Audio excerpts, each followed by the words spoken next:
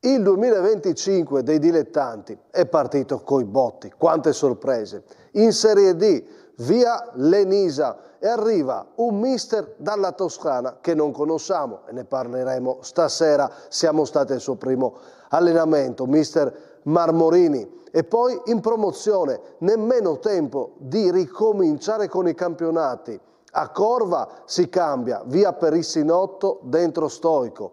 È incredibile, a sorpresa LME, la squadra dei record, prima e anche qualificata alle semifinali di Coppa. Arrivano le dimissioni di mister Russo, divergenze con la società, un tema sicuramente che dovremo trattare stasera, le sorprese di questo 2025 e poi c'è stato il primo titolo, è ripartita l'eccellenza, ma uno dei titoli più importanti da andare a conquistare in questi mesi sarà la tranquillità per quelle squadre che abbiamo visto nettamente in difficoltà. E allora tocchiamo anche il tema salvezza. Chi riuscirà a prendersi questa coppa che non viene consegnata ma che vale tanto?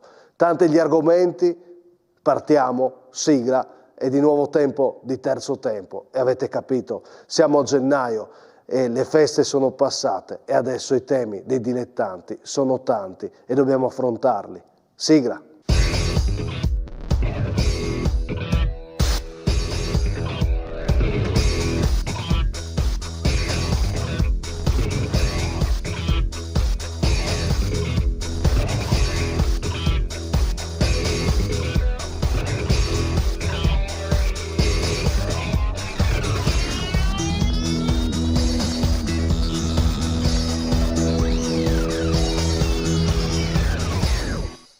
Insieme a te non ci sto più, guardo le nuvole lassù.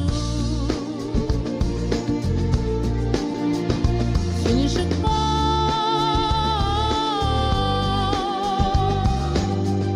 chi se ne va, che male fa.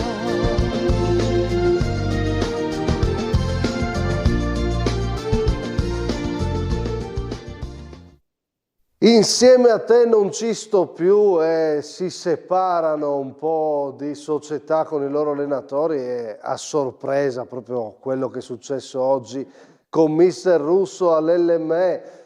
È difficile dopo queste canzoni così belle, anche rigorosamente musica italiana, poi trovare e declinarle al calcio, no? Però devo dire che questa canzone si sposa benissimo con il caso Chions, perché ripartiremo parlando proprio di quanta fatica ha fatto Bressan a separarsi da Lenisa a Metrano. Sicuramente meno col caso LME, dove c'è una separazione almeno trapela oggi, ne parleremo più indifferente, ma vi chiedo, cari ospiti che vado a presentare, tra le cose sorprendenti che sono successe, no? Perché siamo ripartiti con la classica trasmissione, quindi ripartiamo anche col domandone. Qual è stato un arrivo a sorpresa, qualcuno che è arrivato nel vostro mondo dilettantistico e avete detto questo mi ha sorpreso? Lo chiedo ai presidenti che stasera parleranno della loro situazione con l'eccellenza che è ripartita. Abbiamo due presidenti, Zeno Minen dell'Azzurra Premariacco. Buonasera. Ciao Presidente. Demetrio Rovere del Maniago Vajont. Parleremo tanto di allenatori, allora ho rubato un allenatore per stasera come opinionista, e chissà se sarà solo o meno per stasera. Max Rossi, ciao Max, Sante Bernardo, ciao mister, e Simone Fornasiere. Buonasera. Parti tu col domandone, la risposta? Vai. Sì, allora io ti parlo di un colpo, insomma, di mercato. Mi ricordo un colpo di mercato di non tanti anni fa, credo fosse 2017-2018, quando la Pro Fagagna era in promozione e acquistò Nardi, che era il centravanti d'élite di quell'eccellenza. Direi che fu ripagata, 37 gol in campionato, vinta la promozione,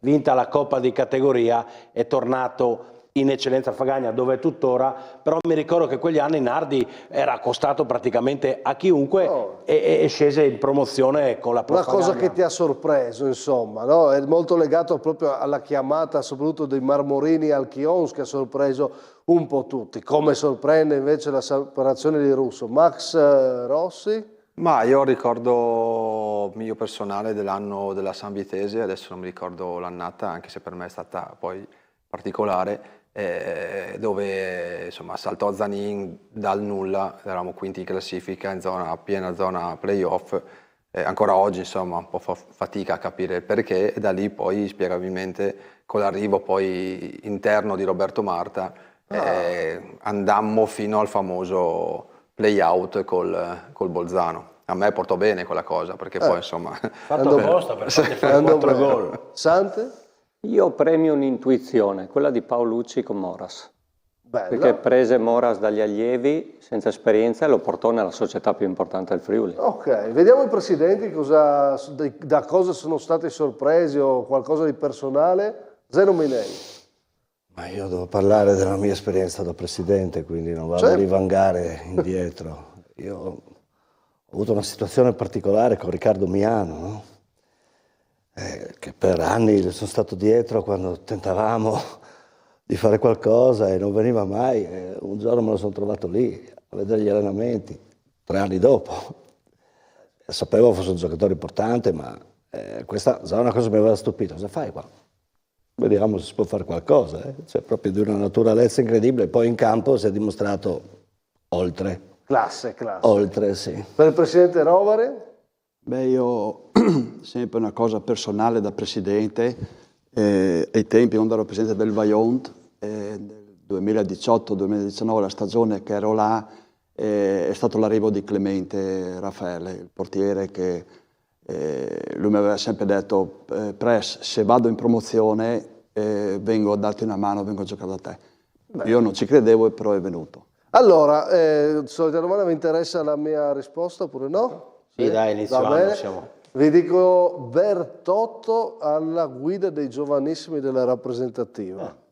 Mi sorprese, no? Con nome forte che si calava con le nostre rappresentative. Ok, gioco finito, entriamo nel primo tema sorprendente, l'arrivo dalla Toscana di mister Marmorini a Chions. Ma prima riepiloghiamo come ha vissuto il presidente Bressan questa ultima settimana. L'abbiamo analizzato insieme già alle 19:30 nella puntata dedicata alla Serie D con il presidente del Chions. Riepiloghiamo tutto in questa sintesi dell'intervista.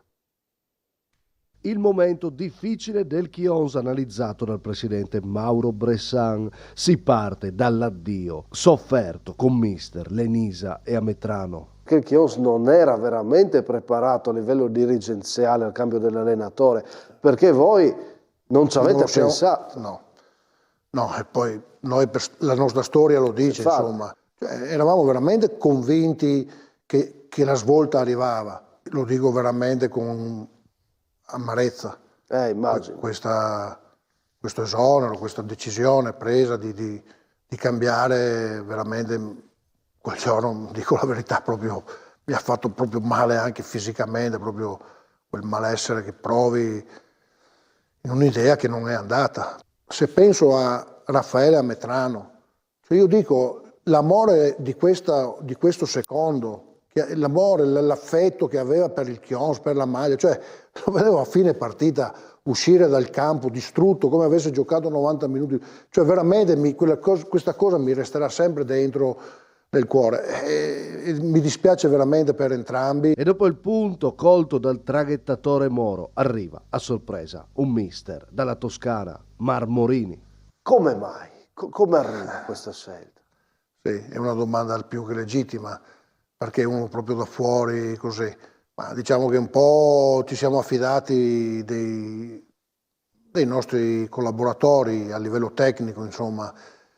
Persona abituata, Simone Marmorini è abituata a subentrare, a prendere situazioni un po' difficili. Ormai io penso che la Serie D sia da considerare un campionato a livello nazionale, no? Quindi non deve far specie se uno arriva dalla Toscana. Mi auguro che il cambio porti vivacità, voglia di rimettersi, di crederci soprattutto, eccetera. Ma deve essere una roba poi che deve durare. Certo. Perché se è così la voglia e dopo ritorni, perché ora la responsabilità ce l'hanno i giocatori. Presidente, non crede che avrebbe bisogno di figure dirigenziali più pronte per la Serie D nel suo Chions? Torno sempre lì, la realtà nostra è questa, fermo restando che è logico, bisogna crescere, bisogna strutturarsi, bisogna cominciare a ragionare non con la testa dei procuratori, ma con la testa nostra. E sperando le scelte siano quelle giuste e la crescita continui in Serie D, la domanda però per il Presidente è inevitabile: cosa accadrebbe in caso di eccellenza? È un tornare indietro su cui c'è da fare un ragionamento, soprattutto di programmazione, non dire bisogna ritornare subito su. Sante Bernardo, che la curiosità vuole che uno degli ultimi avvicendamenti toccasse proprio a te, a Chions, quindi sai che cosa significa e sai come vive questi momenti come un presidente come Bressan. Cosa ti senti di dire di tutto questo ampio ragionamento del presidente? Non lo so, perché allora bisognerebbe essere lì, loro avevano grande fiducia sull'Enisa. Questo sicuramente perché... Trapela, no? Si capisce benissimo. Era tra l'altro fermo da molti anni e riprendere in D, la D si è evoluta molto. Io che la sto guardando, e anche Max, no? E la D è una categoria importante dove devi allenare tanto e studiare l'avversario, devi metterci tanto tempo. Che credo però non mancasse, no? Non lo so. Devi fare il professionista, dai. Devi fare il professionista in D. Io ho visto tante partite anche del Chions, il gioco non era qualitativo, sicuramente la squadra però era importante, non è una squadra che poi è stata girata a dicembre, probabilmente non è scoccata la scintilla.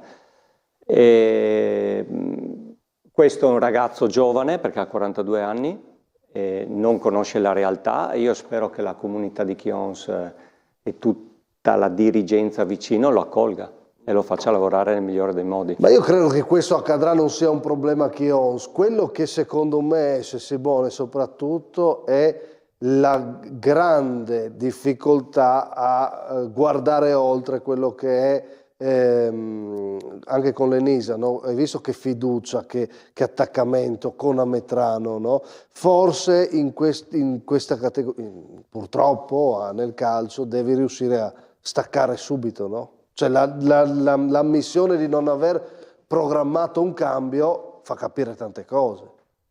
È una categoria che è una categoria professionistica, quindi non puoi lasciare niente al caso. L'ha detto però Bressan, dobbiamo strutturarci. E ha detto, ha detto una cosa, secondo me, parole mai banali, ma Bressan è un presidente serio che conosciamo. Però ha detto due cose che secondo me un po' cozzano. Noi siamo questi, però prendi un allenatore di fuori che non conosce l'ambiente. È un rischio, Cioè io forse in questo momento avrei scelto più un allenatore del territorio, magari hanno provato anche loro a sceglierlo e non sono riusciti.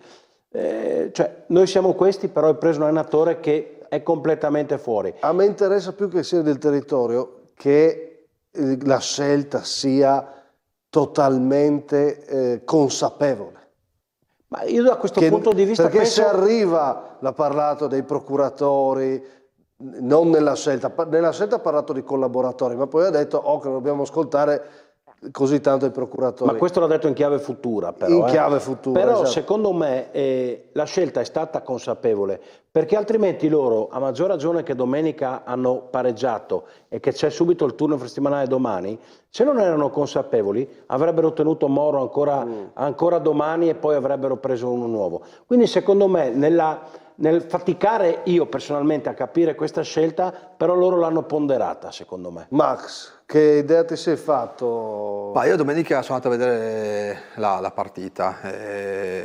Devo dire che comunque ho trovato una squadra scusate, viva, cioè non viva al 100%, si vedeva che c'era qualcosa che non andava. Probabilmente forse la Luparense ha fatto meno bene di quello che ci si aspettava, però è stata una squadra che è andata sotto al primo vero tiro preso dopo un minuto del secondo tempo e vista la situazione dici ecco adesso magari ne prendono 3-4 come la settimana prima e invece sono stati in partita, hanno reagito, hanno aspettato l'occasione giusta e devo dire alla fine per questione di centimetri a momenti anche la vincono. Poi la linea è tanto sottile, quindi è facile, no? Da qua dire ok, hanno sbagliato, ok, hanno fatto giusto, poi magari adesso vince 4 partite di fila, scelta perfetta. È chiaro che se ne perde 4, ma ha fatto prendere uno della Toscana.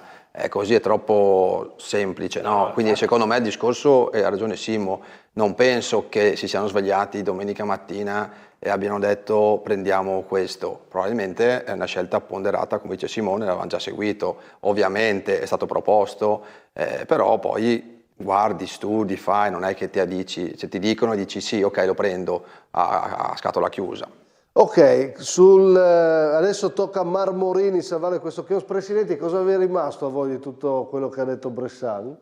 Ma secondo me, conoscendo Bressan, lui ha avuto una sofferenza a mandare via l'Elisa, però doveva farlo secondo me, perché per dare una scossa alla squadra, però come diceva Max, lì è sempre un tenno al lotto, perché dici Marmorini fa bene, bravissimi, se non fa bene, sai, è sempre una cosa rischiosa, sempre rischiosa. È difficile mandare via gli allenatori a Chios, lo ha detto, no?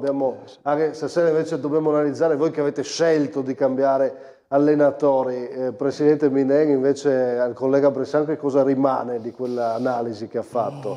Quando parla di strutturare, una cosa che io capisco bene. Le dinamiche del cambio, non conoscendo bene la situazione, perché non la conosco, non posso esprimermi. L'allenatore completamente da fuori sorprende? Può essere una scelta che ha una chiave nel trovare una persona motivata, libera da qualsiasi condizione. Questo può essere anche una chiave, esatto, no? C'era bisogno di aria nuova e infatti mister Marmorini parla di entusiasmo. Sentiamo le prime dichiarazioni del nuovo allenatore del Chions che domani esordirà a Bassano. Sensazioni estremamente positive per quanto riguarda l'ambiente, la società, che è una società molto solida, una società per bene, che cerca in tutti i modi e sta cercando in tutti i modi di centrare l'obiettivo della salvezza.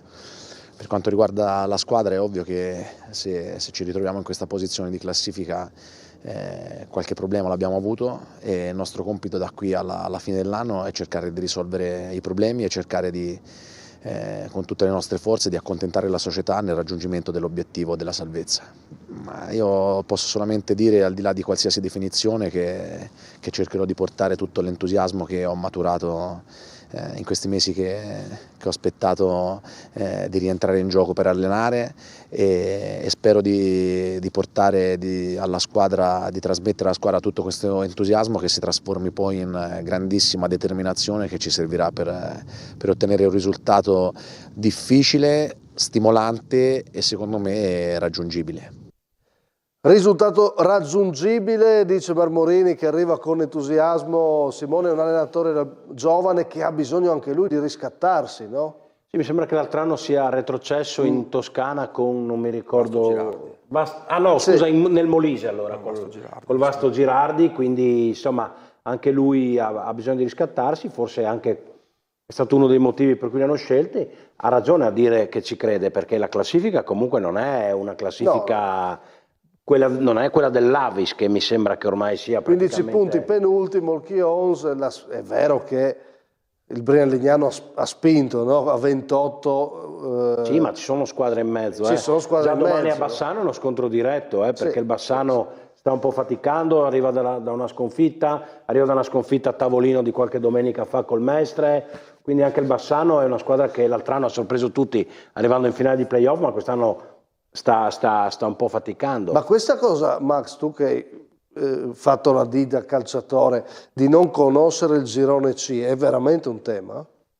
Da che punto di vista? L'allenatore mister non ha mai fatto il girone C della serie. Vabbè, no, alla fine è ovvio che qualcosina devi sapere, devi conoscere, però non è una cosa così limitante. No, è ovvio che preparare la partita di Bassano giocando di mercoledì riuscirà a fare quello che riuscirà a fare, nel senso devi guardare, io immagino che comunque sia un allenatore che è stato contattato venerdì, sabato, quindi sapendo che magari domenica andava Mauro in panchina, qualcosina avrà preparato, però poi fondamentalmente se uno ha voglia, passione, ha tempo, non è il problema quello di non conoscere il girone C, dai. Allora, a Bassano inizia questa avventura, abbiamo visto le prime immagini a Fontana Fredda dove si è allenata anche questo pomeriggio il Chions.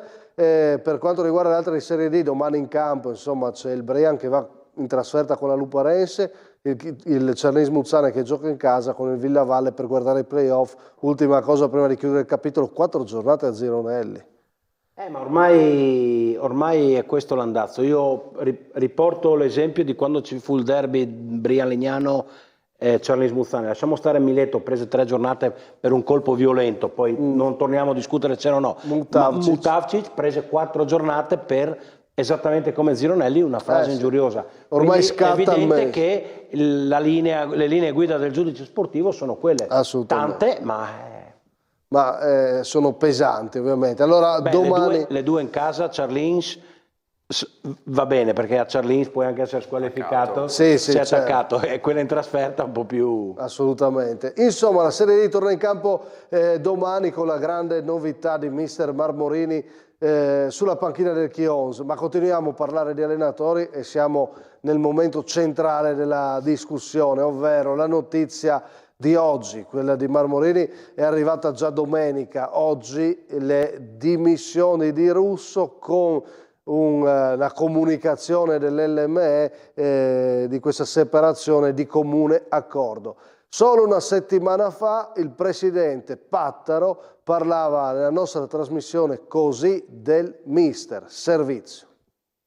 Russo è un buon allenatore, però noi avevamo visto un po' il curriculum, ma a Corbons aveva fatto bene, era salito e salvato la squadra. L'anno scorso ha fatto molto bene col Formiuli e quest'anno noi avevamo 2 o 3 nomi sui quali ci interessava, erano comunque tutti allenatori abbastanza giovani che potevano secondo noi fare bene, e poi abbiamo optato di scegliere Russo, e quindi fino adesso credo che le cose sono andate bene. Le cose andavano bene, ma non abbastanza evidentemente. Amedeo Russo dà le dimissioni dall'LME a sorpresa e lascia così la squadra affidata temporaneamente al mister della Juniores Migliore. Un campionato dominato, 14 vittorie e 0 sconfitte, miglior attacco 45 gol, miglior difesa 9 subiti e qualificazione in semifinale di Coppa Italia di promozione. Eppure tutto questo non basta a lasciare l'ambiente tranquillo. Alla base delle problematiche una poca considerazione sull'operato del mister e una gestione di spogliatoio e allenamenti che non trovava il favore, sembrerebbe, di una parte del gruppo squadra. Russo si fa da parte con numeri impressionanti, ma la cosa che sorprende è che la società accetta senza problemi e con un comunicato dopo un incontro saluta Russo con poche righe. LME ringrazia il mister Amedeo Russo per il lavoro svolto in questi mesi e per l'attaccamento dimostrato verso la società, augurandogli il meglio per il futuro. Il rapporto di collaborazione si legge, viene meno di comune accordo. Russo saluta con numeri record. E adesso il presidente Pattaro dovrà trovare uno migliore ancora per continuare una stagione finora perfetta. Sì, per la precisione 14 giocate, 13 vinte. Poco cambia. Allora, prima cosa che chiedo è la prima cosa che vi viene in mente, la prima cosa che avete pensato quando avete letto questa notizia. Sentiamo da presidenti la prima cosa che hanno pensato. Zeno Minen. Sicuramente non è un problema di risultati. Ok, questa è la prima cosa che ha pensato Zeno Minen. Demetrio Rovere. Secondo me, adesso non so, però una cosa così improvvisa, qualcosa è successo insomma dentro la società. Io penso che, io posso dire una cosa il mister forse ha portato anche qualche giocatore in questa società, quindi non penso, io dico adesso parlo senza così, conoscere, senza conoscere la realtà, però almeno io non ho mai visto una roba del genere, che sei primo in classifica, domini il campionato e un mister va via, insomma c'è qualcosa che è successo. Qualcosa è successo e non si sa cosa è successo, perché io ovviamente ho chiesto a Russo che non rilascia dichiarazioni, ho chiesto a Pattaro che non rilascia dichiarazioni e quindi noi commentiamo senza dichiarazioni. Adesso arrivo dal vostro... Noi rilasciamo dichiarazioni. Voi rilasciate dichiarazioni? No, chiedo perché se no ho finito... Sì. Tu sì. Allora, faccio solo questo passaggio e poi voglio la vostra cosa vi è venuto in mente e poi argomentiamo. Quello che a me lascia sorpreso è il presidente Pattaro. Sono molto felice che la scorsa settimana è venuto ospite alla trasmissione perché noi vogliamo celebrare questo spettacolare campionato. Però rispetto che il Presidente non voglia fare dichiarazioni, ma se non si fanno dichiarazioni quando la cosa non si conosce nulla ed è così, quando si fanno le dichiarazioni? Cioè quando si spiegano, cioè queste cose qua, perdonatemi, vanno spiegate. Cioè, oppure uno può dire non ho nulla da spiegare, perché devo dare spiegazioni, però voglio dire, cioè, se no altrimenti ci ritroviamo a commentare, e l'ho detto proprio il Presidente, se noi diciamo cose che riguardano lo spogliatoio e tutte le ipotesi, nessuno può poi prendersela, perché senza dichiarazioni noi dobbiamo andare avanti con le informazioni che abbiamo, e di informazioni, insomma, nei dilettanti ne abbiamo. Fornasiere. Allora, io ho pensato, se mi chiedi cosa ho pensato subito quando ho letto la notizia, ho pensato che è follia pura, però poi chiaramente non credo che sia... Ma cosa? Che Russo dà le dimissioni o che di comune accordo si separa? Che Russo dà le dimissioni e che la società le accetta. Tutti e due quindi? Insomma è una società che accetta che si dimetta l'allenatore che ha fatto 13 vittorie, un pareggio e in semifinale di Coppa, dando praticamente 4 banane a tutti ogni domenica, scusatemi, cioè, però poi siccome nei dilettanti qualcuno conosciamo, io pur alzando le mani sulla veridicità di questo messaggio, a me qualche messaggio è arrivato e uno anche dove si diceva che pare che Russo, però ripeto non ne conosco la veridicità, fosse stato un po' accusato dai giocatori di allenamenti non proprio consoni, del fatto che fossero primi per merito loro, che l'allenatore non fosse predominante o comunque essenziale quasi. Essenziale in questo, Simone, cammino. la dichiarazione del Presidente la sua settimana comunque non esaltava di certo l'allenatore, infatti, insomma, passaggio molto rapido. Credo che se sia così, se fosse vero questo, però d'altra parte dico che se io...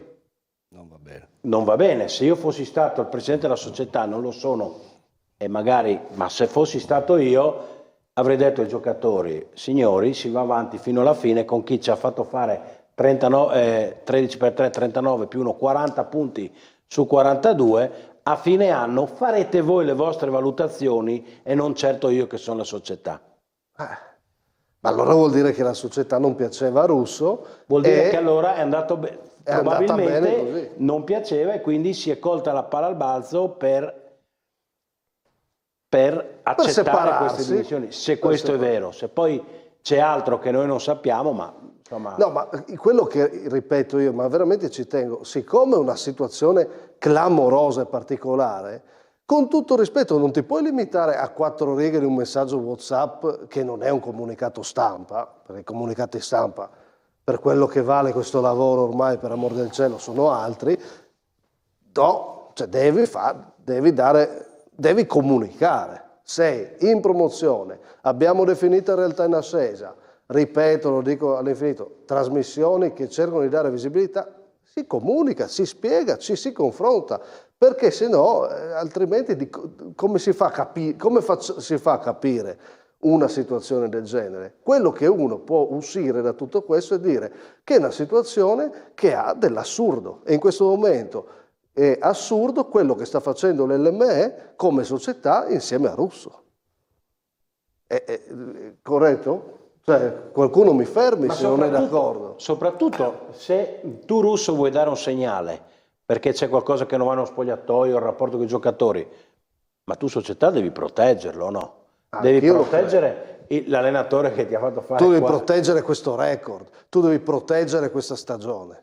Non devi creare in una stagione così questa situazione, secondo me. No? Anche se poi a giugno tutti si dimenticano e chi vince si merita gli applausi. E che siano le società la cosa fondamentale, i presidenti e il loro impegno alla fine ed è giusto. Però perché rovinare questo percorso? Ma piuttosto vado nello spogliatoio e dico, ragazzi, a fine anno vedremo, no?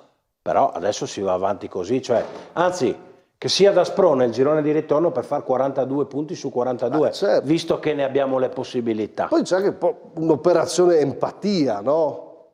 No, probabilmente però, come posso dire, non è così limitativo dire, come ha detto Simone, non andava bene ai ragazzi o la società doveva difenderlo. Probabilmente per una scelta così io posso pensare che ci sia qualcosa sotto, non da domenica Coppa a oggi, no, ma qualcosa che ti porti dietro col tempo. Ma perché e non il dirlo? discorso, Perché non probabilmente dirlo? oggi a caldo magari hanno preferito sorvolare sui motivi, cercare anche delle parole giuste, perché poi sai, magari a caldo uno dice una cosa, uno dice un'altra. Probabilmente penso che nei prossimi giorni verrà fuori poi probabilmente non la verità, perché no, è un po' nello stile dell'LME, però, perché anche quando è successo l'anno scorso, chi abbia ragione o torto non me ne frega assolutamente niente, ma quando si separa con niente non è che comunica, e anche lì ha ragione, cioè una società fa quello che ritiene giusto, però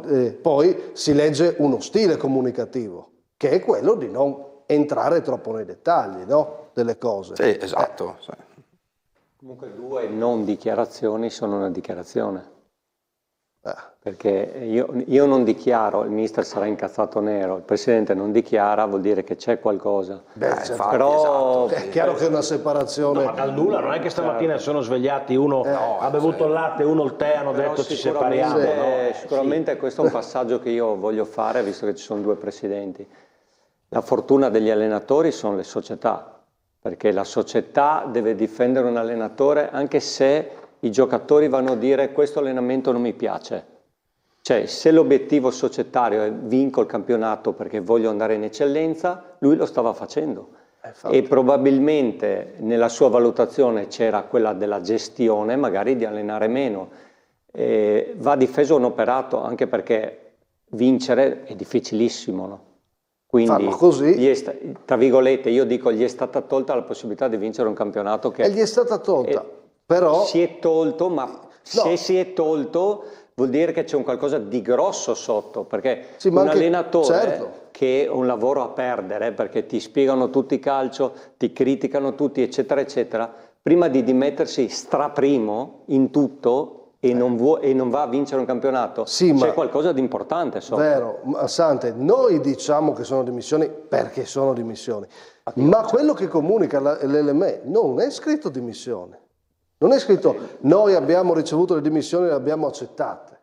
È scritto che ci separiamo di comune accordo. Comunque condivido, io da presidente, io dico sempre, gli allenatori bisogna sempre proteggerli, almeno fine a fine campionato, nel senso che se c'è scompiglio dentro gli spogliatoi dei giocatori che remano un po' contro, anche che ne siano 4, 5, 3, tu l'allenatore deve portarlo, se le cose vanno bene, deve portarlo fino alla fine del campionato. Dopo se ne parla.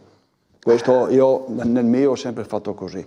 No, io penso che voi l'anno scorso siete stata una grande dimostrazione. Sì, io a un certo punto poteva traballare. Giovanni l'ho tenuto perché si può dire, c'erano delle cose dentro il spogliatoio che un po' di giocatori non lo volevano più. Vabbè. Però io ho detto, ragazzi, noi siamo dentro per salvarci, stiamo facendo qualcosina di bene, come eravamo come squadra, l'allenatore se lo tiene fino alla fine. E mi ha dato ragione perché ci siamo salvati dall'eccellenza. Anche credo che poi c'è un tema anche di riconoscenza per quello che ha fatto, che è stato straordinario, no? da voi, mister Mussoletto. Poi... Comunque, scusa, perché hai detto una cosa giusta, però noi stiamo dando delle opinioni superficiali perché non sappiamo nulla e quindi sono dimissioni, c'è un esonero, non si sa, nessuno dice niente, diciamo delle cose superficiali. Io vorrei capire cosa vuol dire questo divorzio consensuale. Non è mai scritto. Ma di comune accordo cosa vuol dire? Ci separiamo di comune accordo. Che se io società ti dico non sei più il mio allenatore, tu non è che puoi dire no, continuo, quindi dici sì e non è più consensuale. Se no tu, allenatore, ti dimetti, io società dico va bene, ma allora vuol dire che parte dall'allenatore per essere consensuale, secondo me. Infatti, il punto qua è che tu, Simone, sei primo in classifica. Tu eri consensuale quando sei andato via. No, ti hanno mandato via e hai detto signor sì. O no, credo. Ma certo. Perché la società è sovrana, o no? Come è giusto che sia. Ma appunto qua non lo sappiamo com'è andata. Non sappiamo se arriva lì Russo dice io mi dimetto per questo motivo e quello sarebbe lecito dire. Magari io non voglio far dire il motivo scatenante, non voglio dire, ci può stare, però non sappiamo in questo momento se Russo si dimette e la società dice ok, o se la società arriva e dice non mi piace questo, non mi piace questo, beh allora fai meno di me e dai allora separiamoci. Qual è la dinamica? Cambia tutto, no? Cambia tutto. Io penso che da qui alla prossima settimana che fai la trasmissione di nuovo sicuramente ci sarà qualche dichiarazione, ci sarà qualcosa. Sai, oggi è successo 2 ore prima di andare in onda, ci sta che magari sia anche difficile cercare di capire cosa farà uscire da parte della società. E anche da parte di Amedeo. Certo, quindi per chiudere voi in questa vicenda, dire da che parte state non è neanche corretto, perché secondo me non c'è né un vinto né un vincitore in una vicenda così. Ma la domanda che voglio farvi, chi ci perde di più? Perché in questo momento ci perde di più Russo, che non può portare a termine un percorso che portava alla vittoria, o ci perde di più l'LME, che comunque è una società che molto probabilmente vincerà comunque, ma un po' macchia una stagione così bella? Vi chiedo, Zeno, Minen? Questa è una risposta che puoi dare a fine campionato. Ma adesso un po'? Tra le due situazioni, qual è quella che stride di più? Non ti vuoi sbilanciare? No, non è che non voglio sbilanciarmi. Più penalizzato è sicuramente l'allenatore. Più penalizzato? Ci perde di più l'allenatore? Dipende, perché se lui ha scelto veramente di andarsene, qualcosa c'è. E quindi magari non è proprio penalizzante per lui. Ne esce con, una decisione anche... non si può parlare in termini concreti. Certo. Sono d'accordo perché se è stata la società perde, sì, Russo perde perché non può andare a vincere un campionato che però, come dice il Presidente, non si sa bene come... Comunque se la società ha deciso lei questo discorso qua, certamente l'allenatore è penalizzato. Sì. Max? Ma io penso un po' come il Presidente. Per capire chi ha avuto ragione o meno devi aspettare alla fine, come il Chions, come il discorso di prima e tutto. Non è chiaro tanto che... chi ha avuto ragione. No, chi ha avuto ragione, scusami, sì. Chi ci perde di più, esatto, perché comunque alla fine è difficile, ma possibile con quella squadra lì. Arriva un altro allenatore e invece di fare 12 vittorie e un pareggio, fa 13 vittorie e vince semifinale e finale di Coppa, dici ok, tu società, peggio, cioè meglio, era difficile, ce l'hai fatta, quindi tutto passa in secondo piano, nessuno si ricorda. Però noi stiamo Amedeo, in questo momento, Amedeo sicuramente esce più penalizzato, però come dice il Presidente Zeno, c'è da capire poi la verità, qual è la verità, perché se poi Amedeo la decisione che prende è frutto di una scelta ponderata perché bla bla bla non lo sappiamo, allora probabilmente potrebbe anche esserci che non ci perda. Che non ci perda.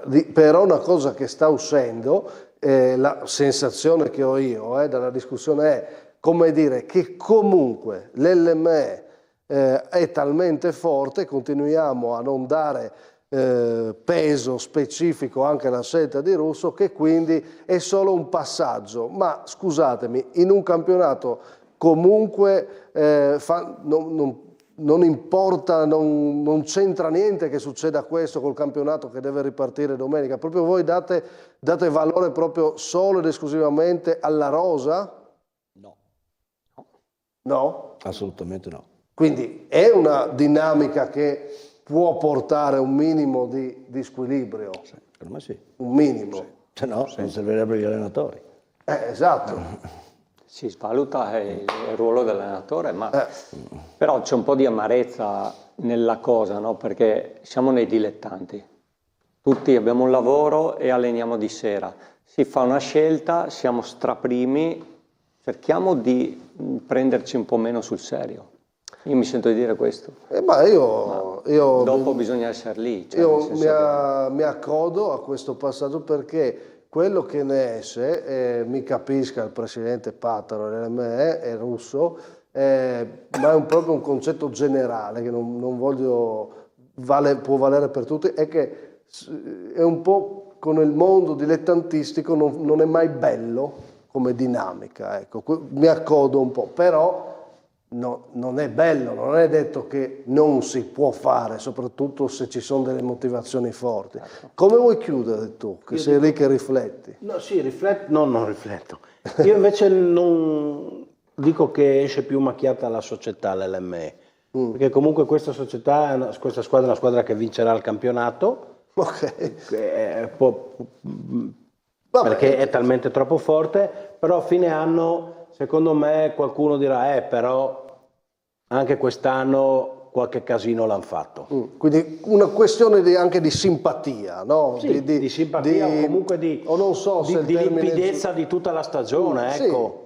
Sì, può all'opinione pubblica dilettantistica questo tipo di messaggio. Russo ci perde, sai, in un solo caso Russo ci perde, che l'allenatore che arriva fa meno di 40 punti.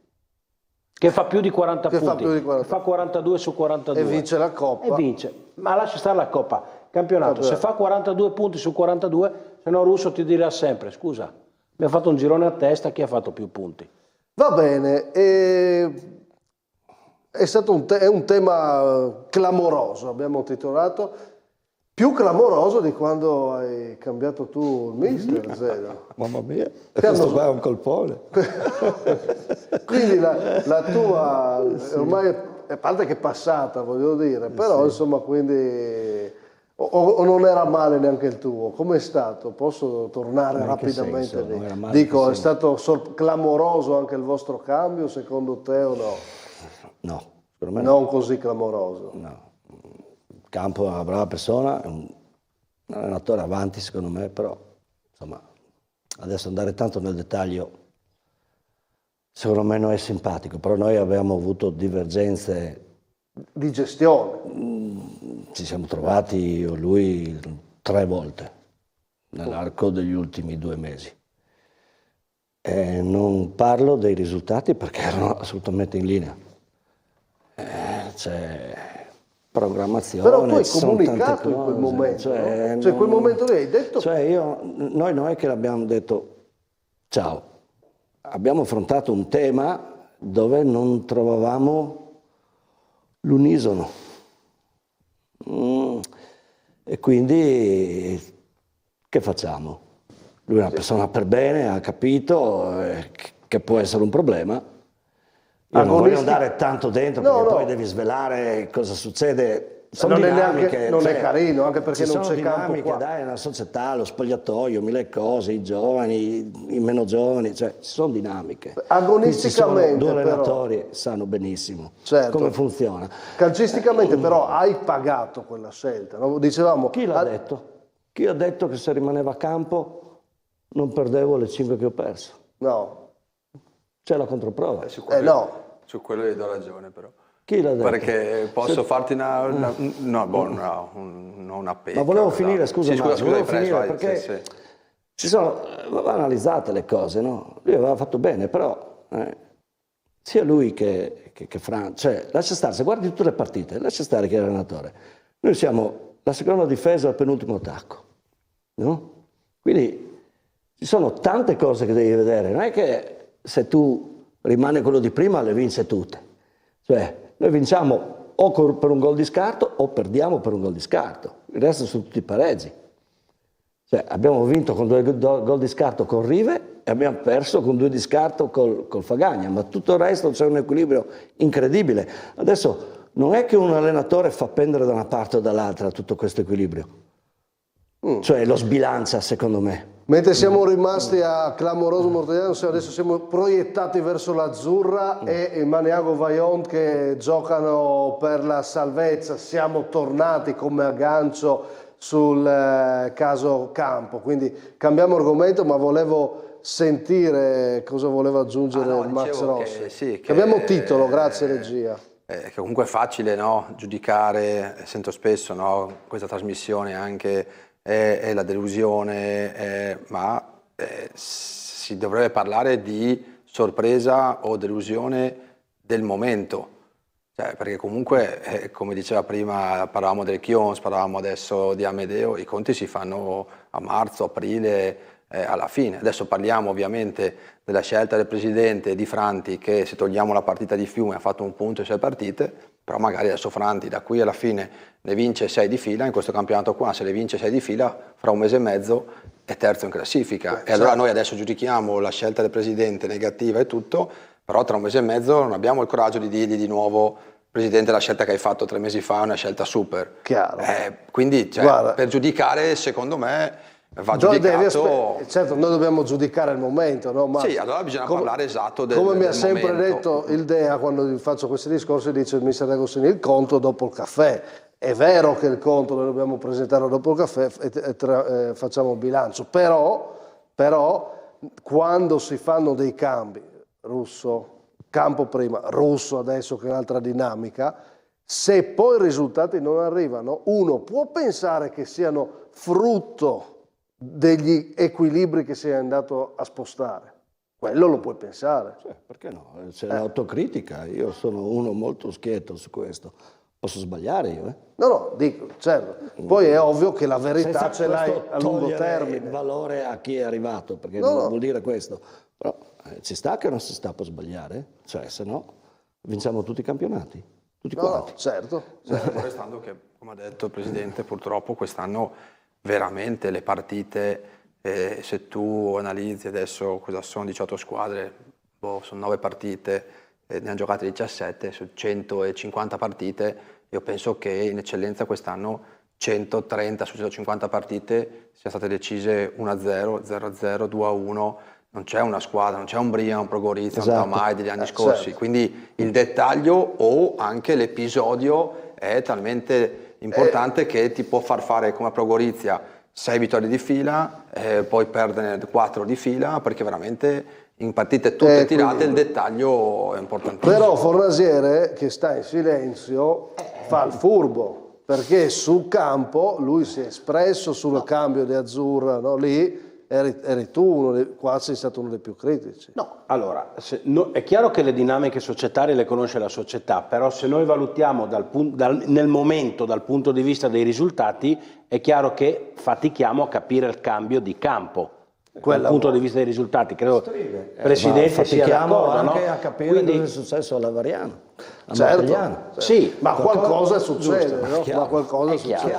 Quindi, però sono 2 cambi, cioè è sono dinamiche diverse. Dinamiche diverse, no? Quindi critico. Sì, perché, ma non per avere qualcosa contro Franti, anzi ci manca, non ho proprio nulla, o a favore di Campo, proprio perché in quel momento, con 5 risultati di fila utili consecutivi e la vittoria a Tolmezzo, di misura peraltro, è chiaro che non ti aspetti che critichi o che comunque dici, beh, è follia pura, no? Ecco. Ma ci sta la critica, io capisco. Chiudo e poi ne andremo a parlare di questa lotta a salvezza. Solo una cosa, ma Presidente, lei si aspettava però di ritrovarsi così vicino alle ultime 3 piazze? No. Ok, quindi un passo indietro dal punto di vista dei risultati c'è stato in maniera evidente. Sì, ma non è, ripeto, la lettura va fatta nell'arco delle partite disputate. Io non posso pensare che ho fatto un passo indietro perché ho cambiato allenatore. Okay. Io devo credere nella mia scelta. Certo, certo. Poi parliamo invece di come sta rispondendo questa squadra e di questa lotta a salvezza, perché dobbiamo parlare anche con il presidente Rovere. Quindi la corsa a salvezza che va dal Maniago Vajont all'Azzurra, ma potremmo spostarci un po' più su, anche la Juventina, che però è passata da uno scontro diretto vinto importante. Dopo la pubblicità riprendiamo il mano discorso e cominciano anche le nomination di questa prima giornata di ritorno dell'eccellenza.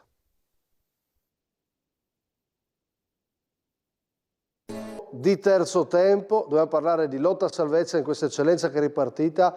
Il Maniago Vajont è la squadra più in difficoltà a livello di classifica. L'Azzurra si è ripresa in questa prima gara vincendo col Fiume Veneto Bannia. Azzurra e Maniago Vajont, due società che sono arrivate recentemente per la prima loro volta storica in categoria. Allora, piccolo punto ricordando anche queste salite dei due presidenti, vediamo. Questa è la forza di questo gruppo, onore ai ragazzi, onore al mister, però onore tanto alla società. È un progetto a lungo termine, mi piacerebbe tanto arrivare a fare una promozione, un'eccellenza con 8 giocatori /9 del settore giovanile nostro. Le ho detto ai ragazzi, io sto martedì qua, quello prima della matematica, sono anni che lo sogno, quindi lo dovete fare solo il vostro, poi verrà tutto. Maniago Vajont e Azzurra, due società che sono arrivate in eccellenza recentemente, centrando un traguardo storico. Il Maniago Vajont nel 2022, dopo una stagione indimenticabile con mister Mussoletto e il presidente Demetrio Rovere, che proprio con il gruppo e la voglia di creare una tradizione giovanile ha affrontato i primi anni di eccellenza centrando anche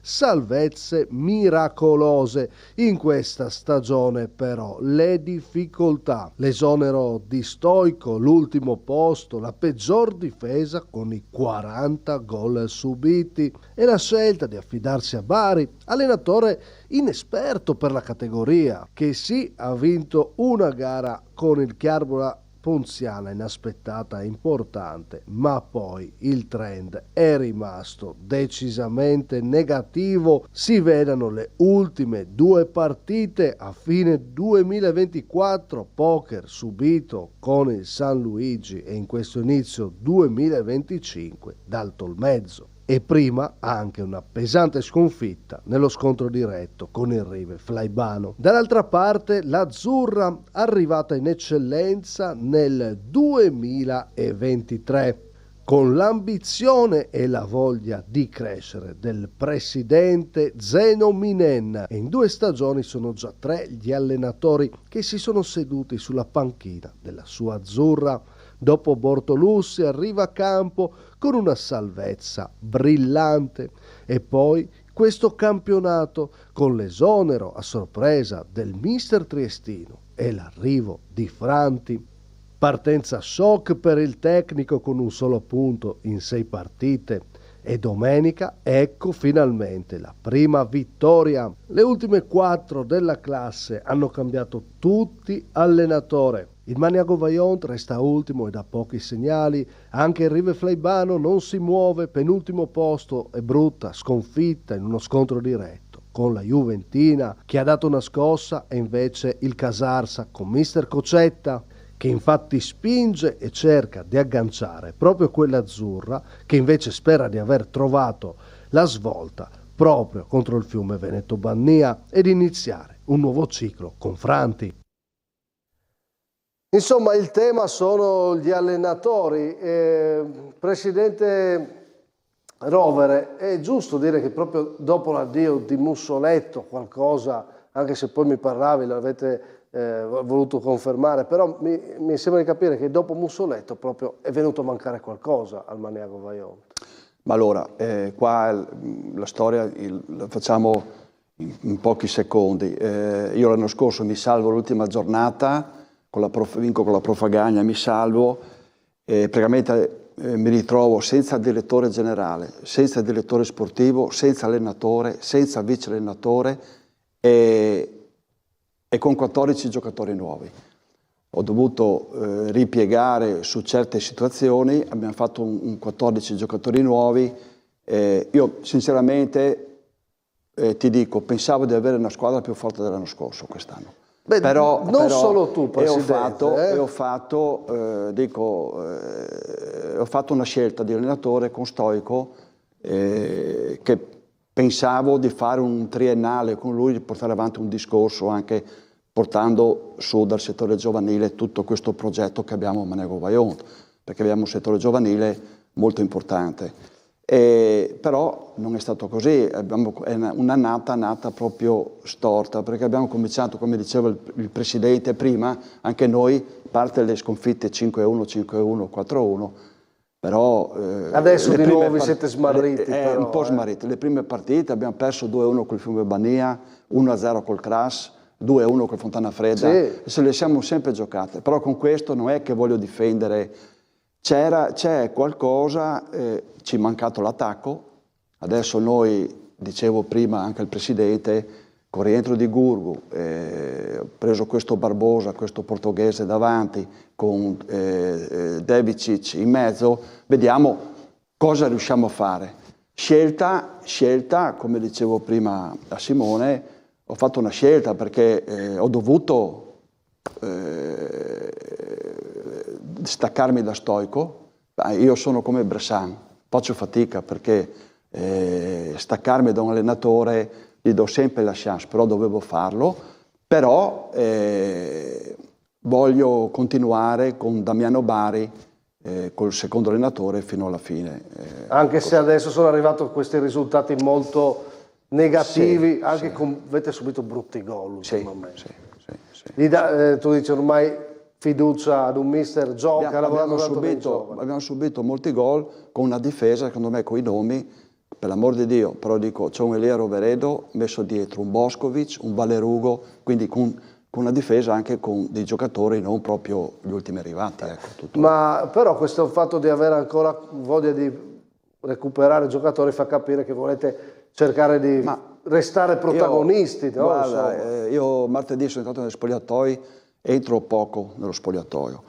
Come sei entrato? Tranquillo o arrabbiato? No, sono entrato arrabbiato perché mi è piaciuto molto il discorso di Lenisa, perché io difendo sempre un po' gli allenatori.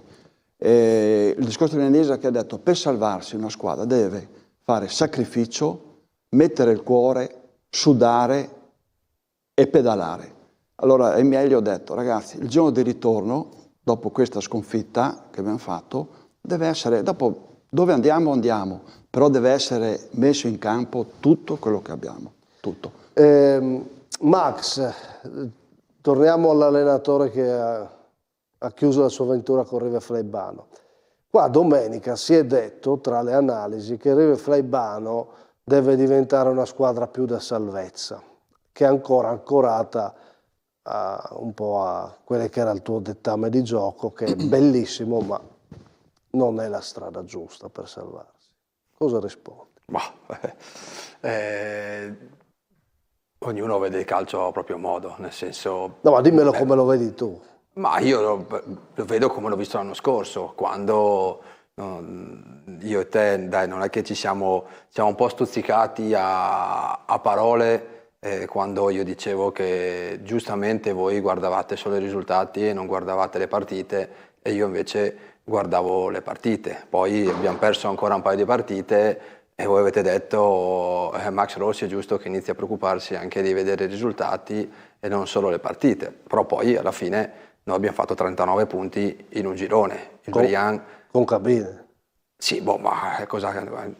Insomma, con cabine sì, è vero, però eravamo anche ultimi con cabine, staccati di 5 punti dalla SPAL. Sì, quindi non è che è quello il discorso. E perché quest'anno secondo te no? Purtroppo quest'anno abbiamo cambiato tanto di nuovo davanti, e dove ci è mancato tantissimo, perché abbiamo perso praticamente tutti, il reparto avanzato l'abbiamo cambiato tutto, oltre ovviamente non è che sono un ipocrita, cabine non ce l'abbiamo noi, ma cabine non ce l'ha nessuno. Cioè, non è che le altre squadre che sono davanti tutte hanno cabine e noi non ce l'abbiamo.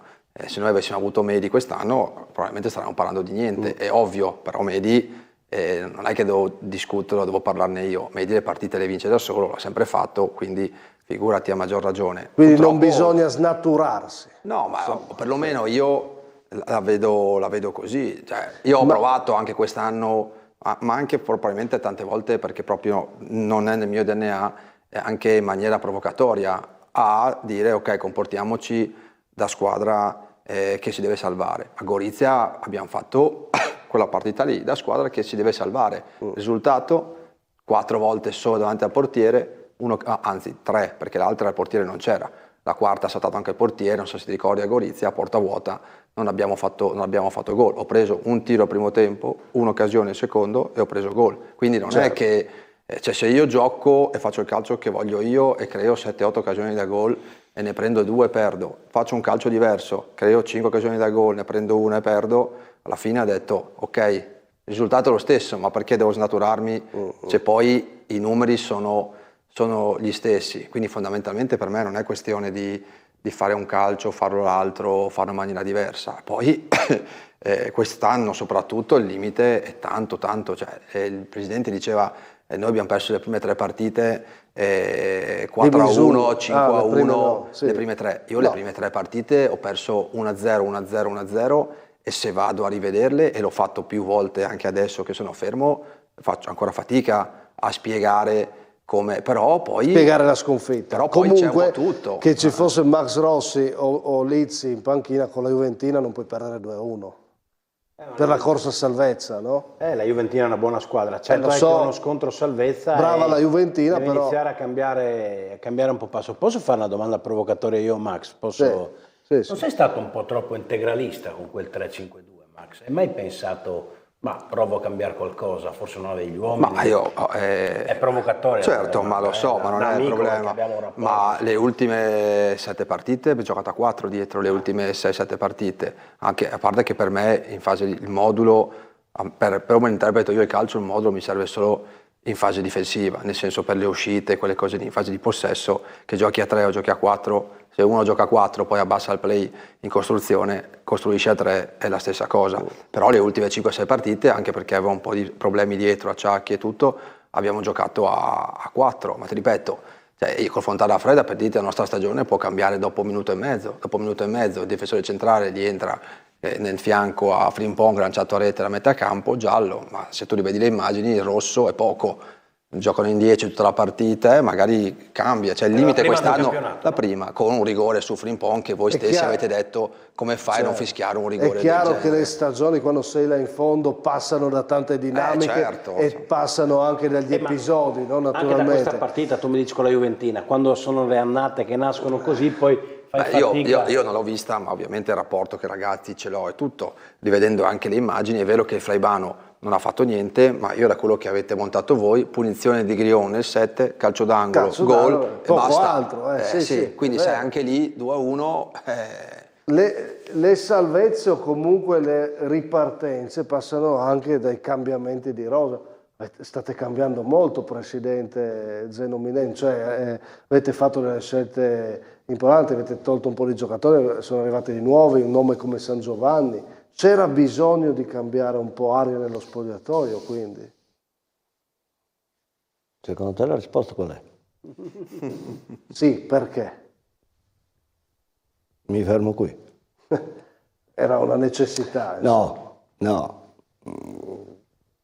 Ci sono dinamiche, ci sono situazioni, alcuni giocatori sono tanti anni che erano lì, io non guardo il singolo e lo giudico, dico che può starci che magari prima, a inizio anno, avevamo delle aspettative, entrambi, società, giocatori, poi magari col tempo ti ritrovi che l'armonia non è più quella, gli stimoli, non lo so, noi non stiamo parlando oltre il lato tecnico. Non stiamo parlando di giocatori, di ragazzi per bene, a posto, che non hanno fatto nulla di strano, anzi, non ho nulla da dire.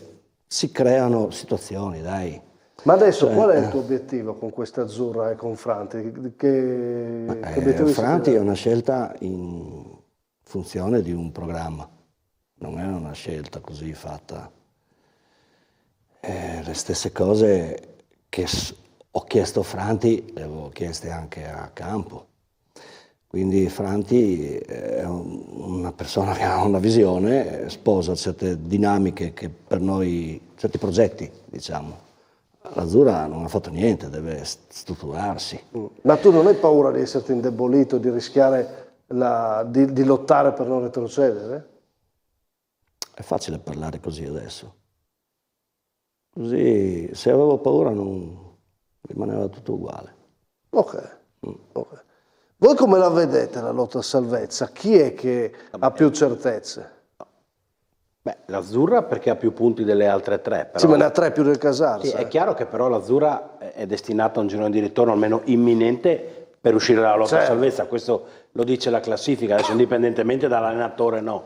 E chi ha più certezze? Secondo me la certezza ce l'hanno tutte e 4 di dover lottare, perché sopra mi sembra sia creato un po' di vortice, un po' di gap, in una classifica equilibrata, ma dalla Juventina alla prima possono vincerlo tutto, sotto sono un po' così. Chiaro che poi anche l'Azzurra domenica batte il Fiume e lo tieni lì perché è una vittoria importante, però poi apri il telefonino e vedi che il Casarsa ha vinto San Vito e ti casca un po' il mondo, con tutto rispetto per il Casarsa, no? Noi corriamo sopra il Casarsa adesso, l'obiettivo è 7 punti, inutile fare tanti ragionamenti. In questo momento devi parlare così, devi ragionare così. Certo, anche se l'Azzurra è una squadra che noi abbiamo sempre visto come quella che può tornare a scappare, no? Secondo me certezze ce le hanno 4-5 squadre, Codroipo, Tamai, San Luigi, basta. Sotto in ottica dei play-out la vittoria della Juventina porta a 13 punti. La vittoria juventina è stata importante. Non è facilissimo, però il gap. cioè, tu stesso, se pensi l'anno scorso cosa ti è successo, a cavallo tra andata e ritorno, cioè, avresti mai pensato di trovarti là in campionato? Cioè, io ho giocato con la Pro Gorizia, non ho giocato la seconda, ho giocato con la Pro Gorizia alla 10ª, io avevo 6 punti, loro ne avevano 8. È iniziato lì, il filotto interrotto poi domenica. Poi il giorno di ritorno è tutta un'altra cosa. Ritorno, è un'altra cosa, però vedo, Juventina è una squadra tanto forte, la stessa Azzurra è una squadra forte. Quindi mi auspico che facciano Pagliaro anche adesso, Pagliaro è un buon giocatore, che facciano dei punti importanti. Io ho chiesto se sei indebolito, ma invece è proprio per dire che per capire la sensazione del presidente di una squadra che abbiamo sempre dipinto come squadra importante, che adesso ha fatto dei cambi e forse la risposta è che ne beneficerà, è già ripartita. Poi se faccio un piccolo, perché il ruolo dell'allenatore conta, loro hanno preso un allenatore un nome importante. Quindi sicuramente darà rendimento. Ma anche per questo ci si chiedeva cosa stava succedendo, forse la risposta è proprio deve riprendere un meccanismo, no? Vi siete un po'... Noi non volevamo mica spaccare il campionato, fare un campionato tranquillo. Di eccellenza vado a creare. Ecco, Stoico, siete rimasto un po' deluso, ti aspettavi di più, non lo so. No, Gianluca io l'ho scelto perché lo conoscevo, sapevo la sua filosofia di gioco, l'ho scelto anche e soprattutto proprio per la sua filosofia di gioco, come vuole impostare le partite, volevo vedere la squadra giocare a calcio. E mi è venuto da dire Gianluca, l'ho chiamato e lui ha accettato, però c'è stato qualcosa proprio che non si è legato con la squadra, proprio c'era qualcosa, ma non di diatrie o qualcosa, è solo che c'era questo feeling tecnico che non è riuscito ad arrivare. Stoico torna invece in una squadra dove era un po' a casa, torna al Corva, quindi abbiamo parlato di Russo che si è rimesso, ma dopo la Coppa senza campionato c'è stato anche questo cambio a Corva, via per il Sinotto, dentro Stoico, vediamo. La crisi in campionato e poi la ripartenza in questo 2025 con l'eliminazione in Coppa ad opera del Cussignacco. E allora ecco il cambio in panchina. Il presidente Norman Giacomin decide per la svolta via mister Perissinotto. Sembrava una carriera in ascesa, quella del giovane allenatore capace di una doppia promozione consecutiva con la Cordenonese, ma una volta arrivato in promozione Perissinotto non è riuscito a trovare continuità di risultati. Secondo esonero consecutivo l'anno scorso proprio con la sua Cordenonese e quest'anno con un Corva decisamente ambizioso che aveva come obiettivi proseguire in Coppa e trovare un campionato di medio-alta classifica, tutto ancora possibile per quanto riguarda la promozione Girone A, ma qualcosa si era rotto con visioni tra società e mister diverse. La scelta cade su Stoico, un ritorno per lui dopo l'esonero al Maniago Vaillant e una salvezza la scorsa stagione ad Aviano. Il mister torna in quel di Corva dove già aveva fatto bene senza però riuscire a completare l'opera con una posizione da playoff, quello che probabilmente dovrà provare a centrare con questo Corva che si è un po' smarrito ma che è ancora in tempo per diventare protagonista. Simone, è mancata, no, a Stoico un po' la posizione da copertina. Beh sì, no? senza dubbio, cioè adesso vediamo se ha l'occasione per sanare, no, questa... Sì, perché Corva può ancora essere una squadra. Beh, io credo che come rosa il Corva non abbia niente di meno di Aviano, Buiese, Tricesimo, Cussignacco, che sono quelle che insomma lottano in questo momento, però attenzione perché la promozione ci ha insegnato che è un campionato veramente vigliacco quest'anno, sì. Che perdi 2 partite, ti ritrovi, come disse Pretto quella sera, velu e poi ti ritrovi dietro con quei anche 7. perché il girone di ritorno per tutti è un girone nuovo. Adesso in promozione sarà una guerra proprio. Allora, abbiamo parlato tanto di allenatori, via con le nomination, dobbiamo correre, dovete confermarmi o dire che cosa propormi. E abbiamo parlato tanto di allenatori, riparto dal miglior allenatore. Vediamo.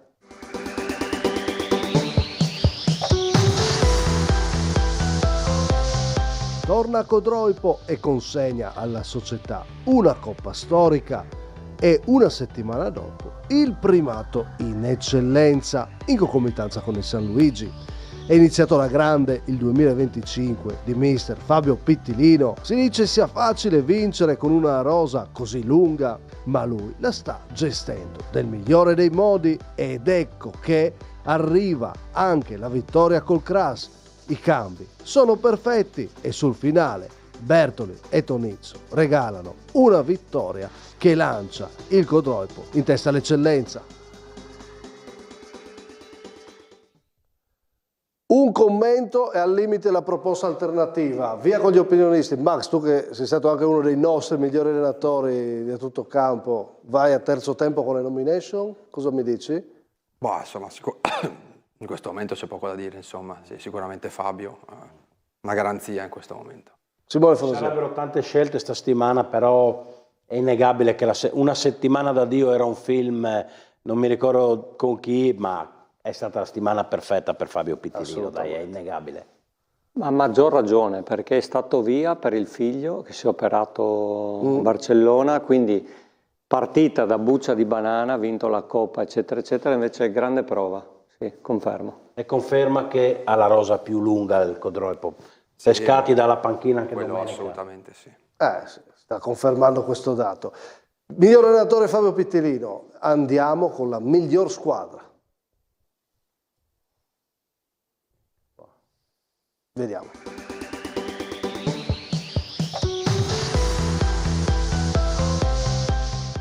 Cinque punti in 11 partite prima dell'arrivo di Cocetta, 11 punti in 7 partite poi il Casarsa è rinato e può credere e come alla salvezza. Voglia, attenzione, c'è tutto nella vittoria con la Sanvitese, basta guardare il gol di Tosone ma anche quello di Vidoni. All'andata la Sanvitese vinceva senza lasciare dubbi, al ritorno il derby è del Casarsa che si è tolto tutti i dubbi sulla sua forza e capacità per restare in categoria.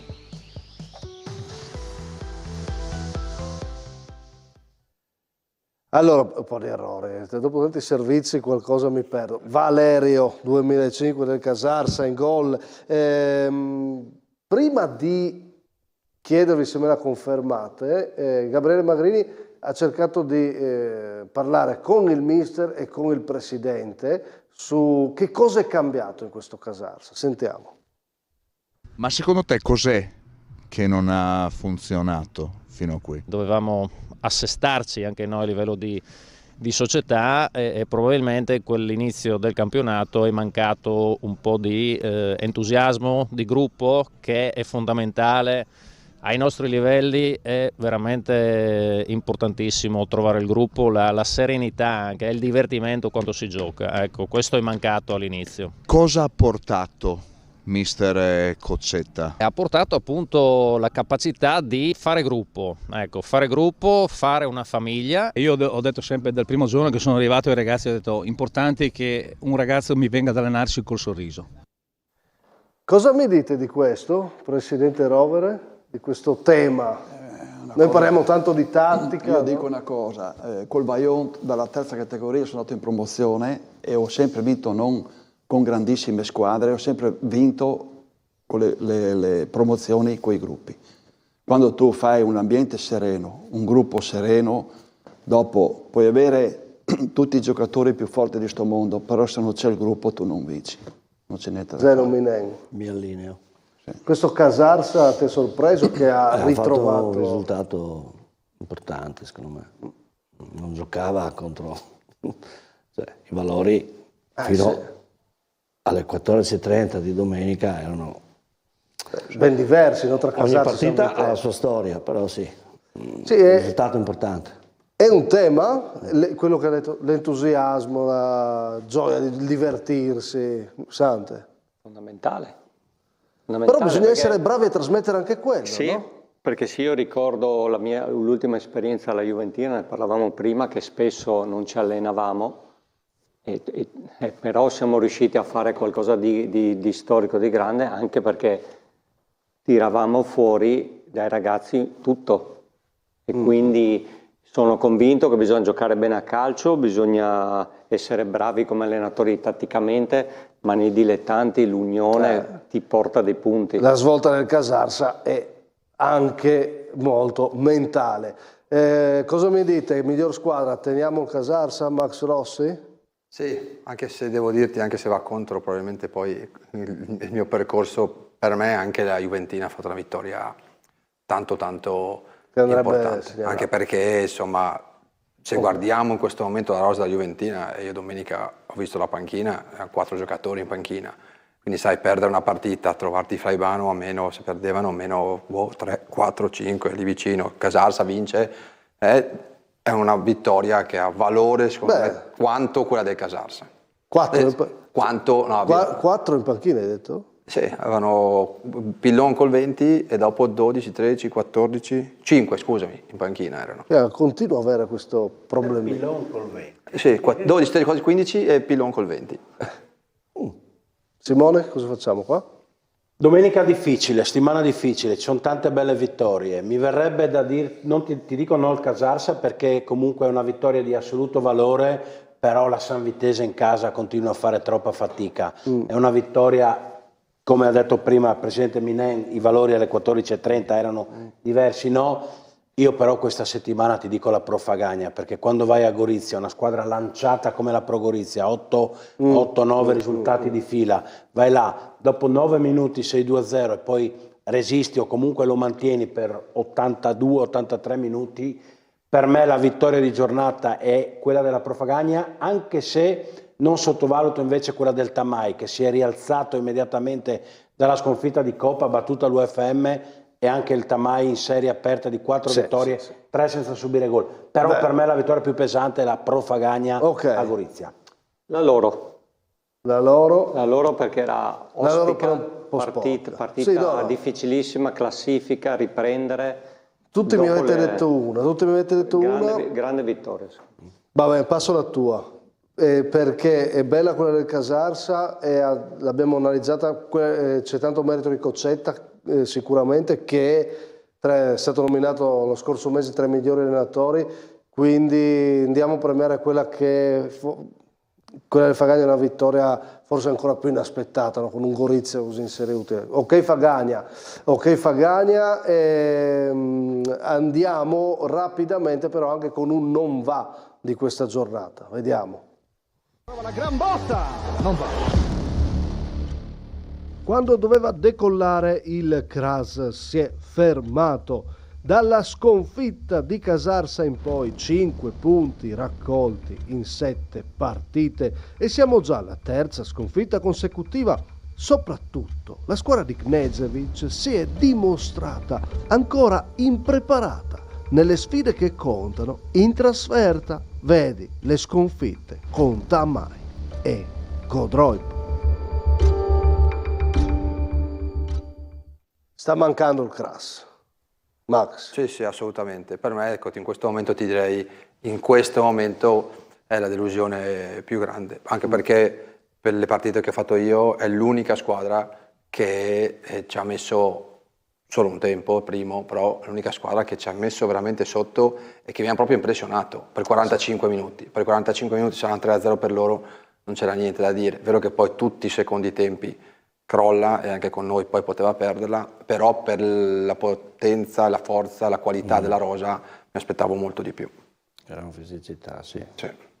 Sì, ci aspettavamo, no? Che alzasse un po' il livello. Anche perché ha fatto una scelta importante a inizio anno, Cioè, noi non facciamo settore giovanile, buttiamo tutto sulla prima squadra per vincere il campionato, quindi dichiarazione importante fatta all'inizio. Anche perché è stato primo in classifica al CRAS per qualche domenica. È battuto fino a Casarsa. C'è stato un momento in cui il CRAS abbiamo detto effettivamente c'è, e adesso quando doveva fare il salto si è bloccato. CRAS e Casarsa hanno fatto un girone, si sono divise il girone, no? Quando hanno fatto bene. Sta deludendo soprattutto, però arriva anche una conferma che è difficile che tu possa pensare a vincere i campionati se vai a Tamai ne prendi 3, se vai a Godroip ne prendi 2 alla fine, no? Mi pare che qualche risposta dobbiamo prendercela da questi campionati, da questo campionato equilibrato, e arriva un po' per il CRAS, questa crisi dice che non sembrerebbe pronta per competere al titolo, ma l'eccellenza di quest'anno ci dice che non ci si può sbilanciare più di tanto. Chiudo, miglior giocatore.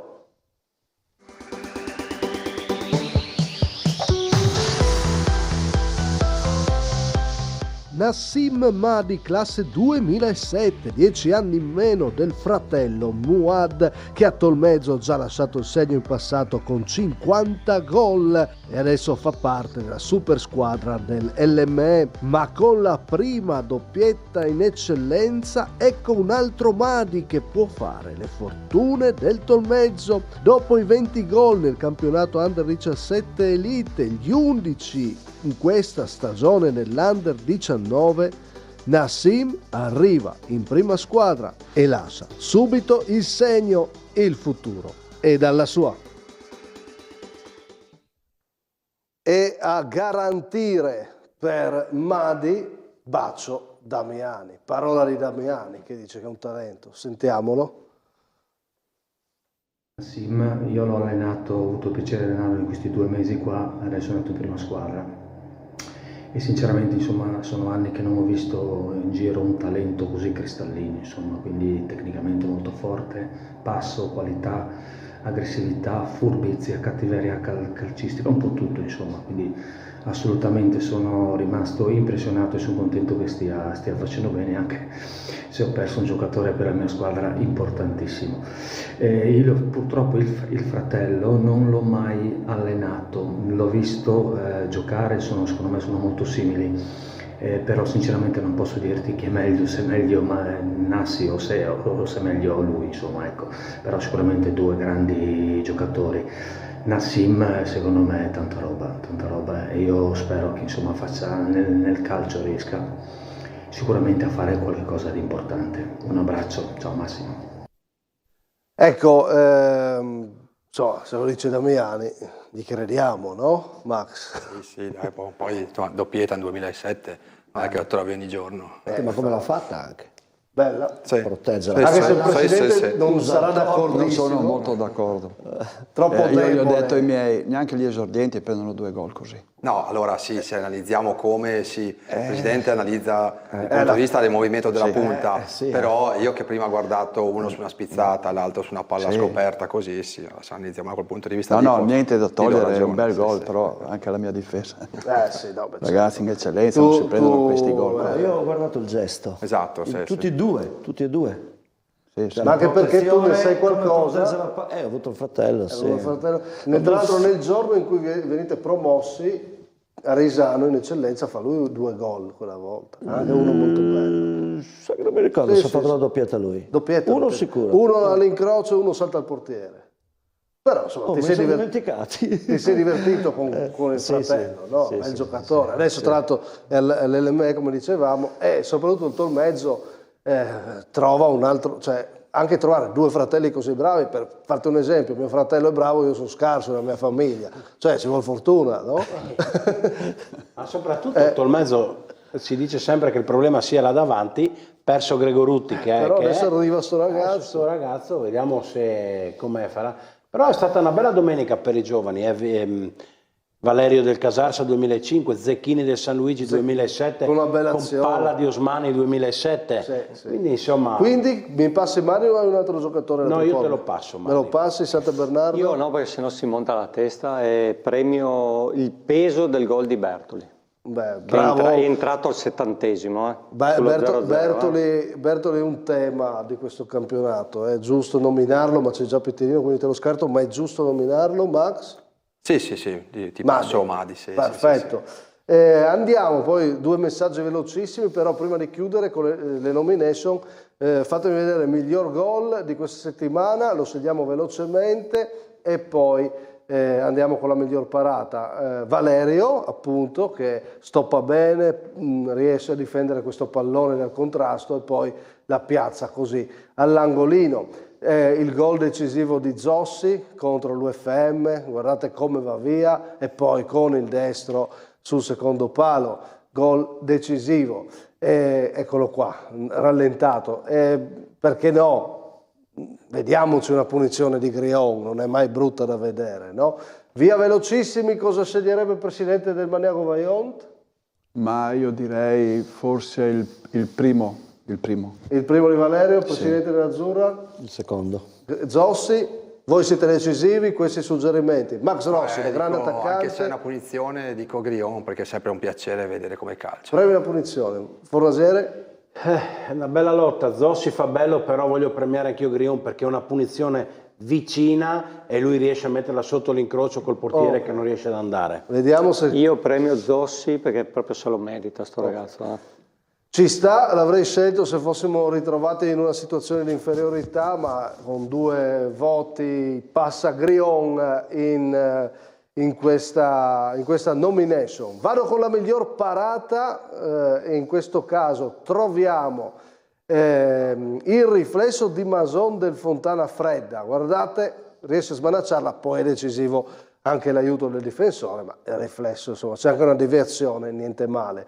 Ragazzi, Nicodemo sta facendo un campionato clamoroso e questo è un rigore parato. Diamo valore ai rigori come diamo valore alle punizioni. Questo è il mio appello. Detto questo, poi c'è anche questa bellissima parata di Grubizza sul colpo di testa di Zorzetto. Anche qua parto con l'opinione dei presidenti. Ma io direi Mason. Mason, Zenominen?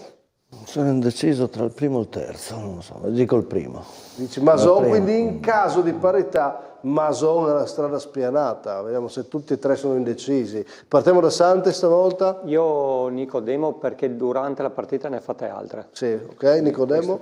Mason che non para su Carlevaris che oggi mi ha ripreso, ma su un altro giocatore. Ok, e tu cosa sei? No, io dico Nicodemo. La prima e la terza sono 2 grandissime parate, però il valore del rigore di Nicodemo, ex tra l'altro non trattato benissimo, andato a Casarsa via della San Vitese, una rivincita così bella la storia. Sullo 0-0 ha tantissimo valore. Sì, anche da ex. Allora, passiamo a Nicodemo.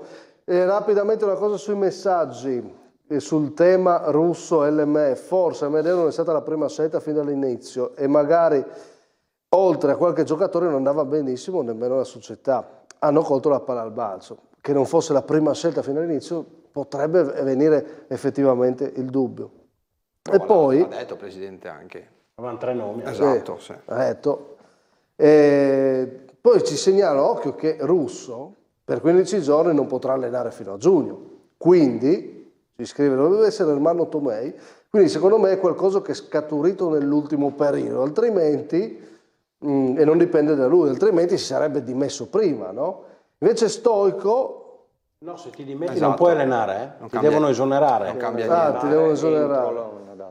E invece dice, per Perissinotto, perché non mandarlo via prima della sosta? A questo punto sperare la prima di Coppa. Occhio al calendario dell'Azzurro alle prossime 4. È un inferno. È dura? No. È dura, Presidente. Insomma. Ma l'eccellenza è dura, sono dure tutte. Quest'anno veramente c'è un equilibrio secondo me incredibile. Assolutamente. Allora, rapidamente le ultime cose prima di salutarci. Nomination sono partite quelle di gennaio, ma in dicembre troviamo tra le squadre, saremo giovedì al Nord-Hotel a Codroipo per premiare gli MVP, proprio l'LME naturalmente, la Pro Gorizia e la SIA Positiva, un sorprendente Ragogna in prima che sta facendo bene, anche la La Fortezza neopromossa. Tra gli allenatori ho parlato di Coccetta, c'è Salgri della Maranese, Campanner dell'Aviano e Gorezac dell'Oltre. E infine i migliori giocatori, Romano nel Maniago Vaillant che aveva fatto una tripletta ma poi purtroppo si è infortunato, Livon il giovane del Sedegliano, Zivek della Gemonese e Filippo che sta guidando il centro sedia. Come ogni terzo tempo, clip finale, domani alle 19:30 parleremo del derby Sanvitese-Casarsa, c'era Gabriele Magrini, vediamo un po' di tifosi del Casarsa felici a fine gara. Soddisfazione atomica. 2-0 ragazzi, 2-0. 2-0, un risultato inaspettato per come era la classifica, per come era la formazione del Casarsa, però noi siamo stati al chiosco e abbiamo tifato Casarsa.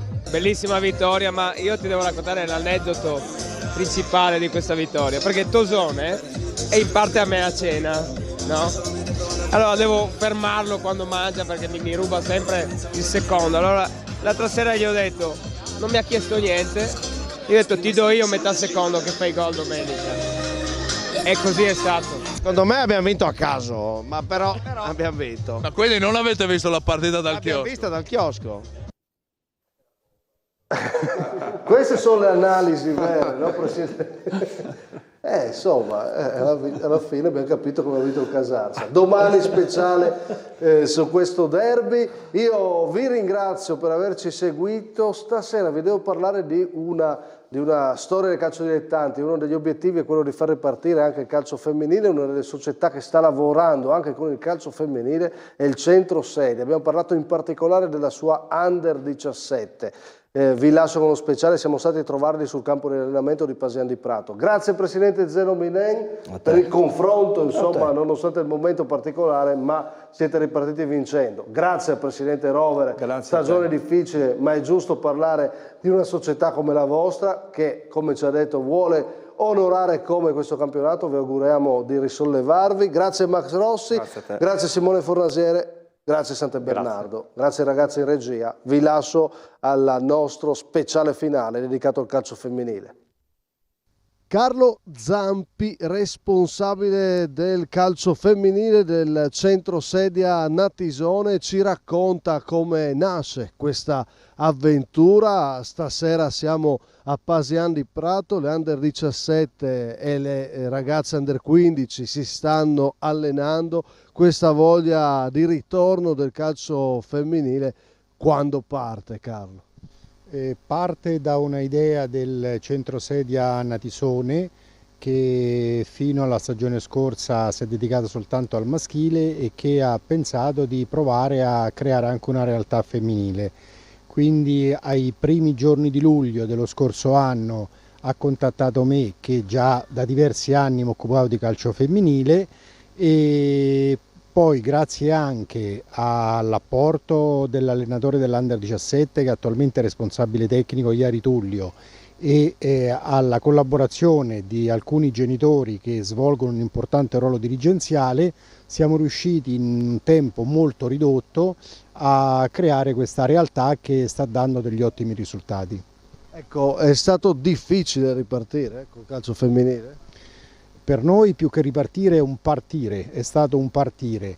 E non è stato semplice, ha richiesto un forte impegno di tutti coloro che hanno collaborato, però ripeto, siamo molto soddisfatti dei risultati. Gli Open Day hanno visto la partecipazione di quasi 100 ragazze, adesso abbiamo oltre 40 tesserate e le squadre ci stanno dando delle grosse soddisfazioni. Ecco, oltre 40 le tesserate e 2 squadre in questo momento, quindi la scelta delle categorie come arriva, e facciamo capire anche a casa che campionati stanno facendo, che esperienza stanno facendo queste ragazze. La scelta delle categorie è molto semplice, le ragazze che dopo gli Open Day hanno deciso di tesserarsi appartengono alle categorie Under 15 e Under 17, quindi abbiamo creato queste 2 squadre, anche perché non avevamo molto tempo per organizzare altre categorie. Il nostro obiettivo è di implementare il settore giovanile anche con le categorie di base e l'anno prossimo di creare una prima squadra che possa partecipare al campionato di eccellenza, per poter dare uno sbocco concreto a tutte le ragazze dell'Under 17 che magari in altre realtà femminili, non avendo la possibilità di andare in prima squadra, debbono abbandonare il calcio. Quindi prossimo anno c'è la concreta possibilità di vedere una prima squadra.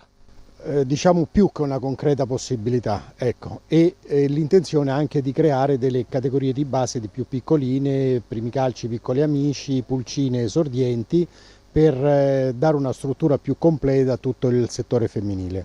Che esperienza stanno facendo queste ragazze, queste categorie, dove giocano, che tipo di campionati o sfide affrontano?